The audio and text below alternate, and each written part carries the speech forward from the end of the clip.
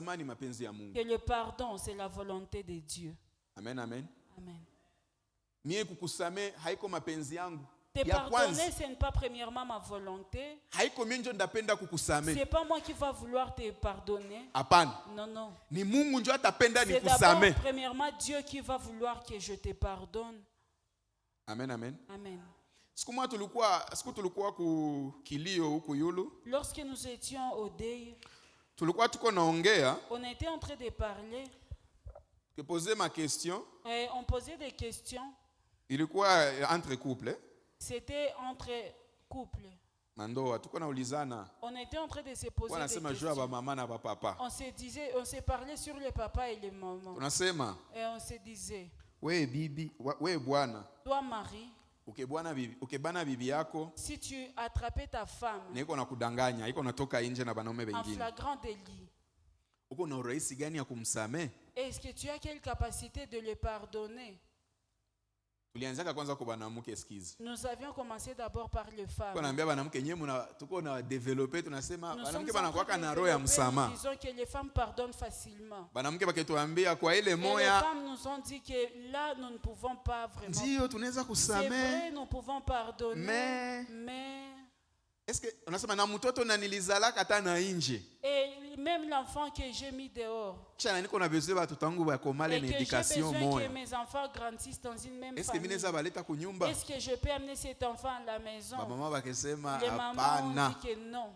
Amen, amen. Et les mamans nous ont retourné la question. Et si c'était vous?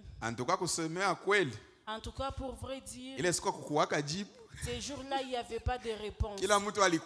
C'est tout le monde qui avait fui. Maman Lydie, c'est ma femme. Amen. Amen. C'est elle que j'avais choisie. Amen. Amen. Elles étaient nombreuses. C'est que moi aussi j'avais pris celle-là. J'avais arraché cette femme avec toute ma volonté. Alors je commence à imaginer que je la trouve en flagrant délit. Avec tout ce que j'ai déjà fait pour elle, avec mon cœur comme il est, cela ne peut pas me permettre. Amen, amen. Amen. Roho yangu ya kianadamu, avec mon cœur humain, roho yangu ya kianaume, avec mon cœur d'homme, acha nishange, orgueil yangu ya kianaume, avec mon orgueil masculin. Amen. Amen. Haita niruhusu, ça ne peut pas me permettre nisamee mama Lydie, de pardonner à maman Lydie. Njo kweli? C'est ça. Banaume, amen. Amen.